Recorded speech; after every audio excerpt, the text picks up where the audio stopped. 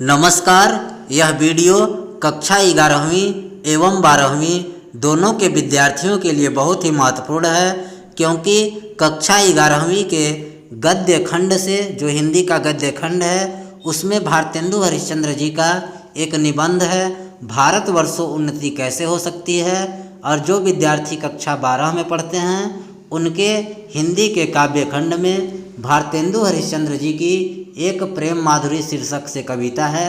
इसलिए कक्षा 11वीं एवं 12वीं दोनों के विद्यार्थियों से परीक्षा में भारतेंदु हरिश्चंद्र जी का साहित्यिक परिचय पूछा जा सकता है और इसके लिए कुल 5 अंक निर्धारित होते हैं।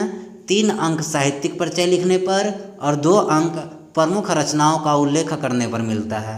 तो हम जिसका भी साहित्यिक परिचय लिखेंगे सबसे पहले उसका थोड़ा सा जीवन परिचय भी लिख देंगे। तो देखिए कैसे लिखेंगे। भारतेंदु हरिश्चंद्र, नाम है मात्र हरिश्चंद्र। ये जो भारतेंदु है इनके नाम से पहले ये इनकी उपाधि है। अगर इसका संधि करें भारतेंदु का तो होगा भारत धन इंदु।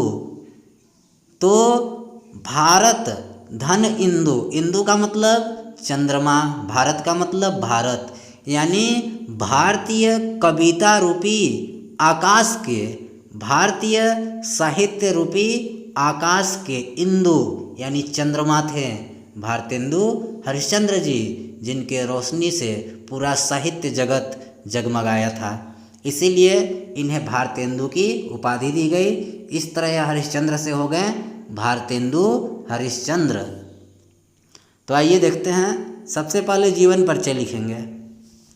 युग प्रवर्तक साहित्यकार भारतेंदु हरिश्चंद्र का जन्म 1850 ईस्वी में काशी में हुआ था। जन्म कब हुआ? 1850 ईस्वी में, याद रखिएगा। कहाँ हुआ? काशी में हुआ। जन्म सन 1850, जन्म स्थान काशी। इनके पिता गोपाल चंद्र गिरधर दास ब्रजभाषा के एक प्रसिद्ध कवि थे। इनके पिता का नाम गोपाल चंद्र था, जो गिरधर दास नाम से ब्रजभाषा में कविता लिखा करते थे। मात्र 10 वर्ष की अवस्था में ही ये माता पिता के सुख से वंचित हो गए थे। जब भारतेंदु जी की उम्र मात्र 10 वर्ष थी तभी इनके माता पिता इन्हें छोड़कर चल बसे। भारतेंदु जी का विवाह 13 वर्ष की अल्पावस्था में ही हो गया था। इनकी पत्नी का नाम मन्नो देवी था। भारतेंदु जी का बाल विवाह हुआ 13 वर्ष की उम्र में। किसके साथ हुआ? मन्नो देवी के साथ। भारतेंदु जी बड़े ही उदार एवं दानी व्यक्ति थे। भारतेंदु जी का स्वभाव बड़ा ही उदारपूर्ण था, सभी की सहायता करते थे, दानी भी थे। सन 1850 ईस्वी में मात्र 35 वर्ष की अल्पायु में ही भारतेंदु जी का स्वर्गवास हो गया। जन्म कब हुआ? 1850 में। मृत्यु कब हुई? 1850 ईस्वी में। इनका जीवन काल मात्र 35 वर्षों का रहा। अपने इस छोटे से जीवन में ही इन्होंने हिंदी की जो सेवा की है उसके लिए हिंदी साहित्य जगत उनका सदैव ऋणी रहेगा, इन्हें हमेशा याद करेगा। इनका संक्षिप्त में जीवन परिचय हो गया। अब देखिए साहित्यिक परिचय। इन्होंने अपने काव्य रचनाओं में ब्रज भाषा का प्रयोग किया है। भारतेंदु जी की जो काव्य भाषा थी वो ब्रज थी। कुछ ही समय के पश्चात इनका ध्यान हिंदी गद्य की ओर गया। उस समय हिंदी गद्य की कोई निश्चित भाषा नहीं थी, जिसे जैसा समझ में आता था वैसा ही लिखता था। भारतेंदु ने हिंदी से संस्कृत एवं उर्दू फारसी के जटिल शब्दों को निकालकर बोलचाल के सामान्य शब्दों का प्रयोग करना आरंभ किया। इससे हिंदी को एक नया रूप मिला और यह भाषा सामान्य लोगों से जुड़ पाई। हिंदी को आम जनमानस से जोड़ने का श्रेय भारतेंदु जी को ही जाता है। भारतेंदु जी ने सन 1868 ईस्वी में कवि वचन सुधा नामक पत्रिका का संपादन किया।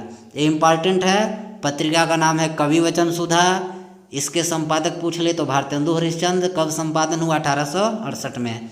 इसके 5 वर्षों बाद 1873 में इन्होंने एक दूसरे पत्रिका हरिश्चंद्र मैगजीन का संपादन किया। 1868 में कवि वचन सुधा और 1873 में हरिश्चंद्र मैगजीन का संपादन किया। इसके अलावा इनकी एक और पत्रिका थी बाला बोधनी, जो विशेष तौर पर महिलाओं के लिए थी। हिंदी गद्य का परिष्कृत रूप सर्वप्रथम इसी पत्रिका में दिखाई पड़ा। इन्होंने जो हरिश्चंद्र मैगजीन पत्रिका का संपादन किया, इसी पत्रिका में पहली बार हिंदी का परिष्कृत रूप यानी सुधरा हुआ रूप, संवारा हुआ रूप इसी पत्रिका में दिखाई पड़ा। ये हो गया इनकी साहित्यिक परिचय। अब भाषा शैली, भाषा शैली में भी थोड़ा सा लिख देंगे कि भारतेंदु जी ने हिंदी भाषा को स्थायित्व प्रदान किया।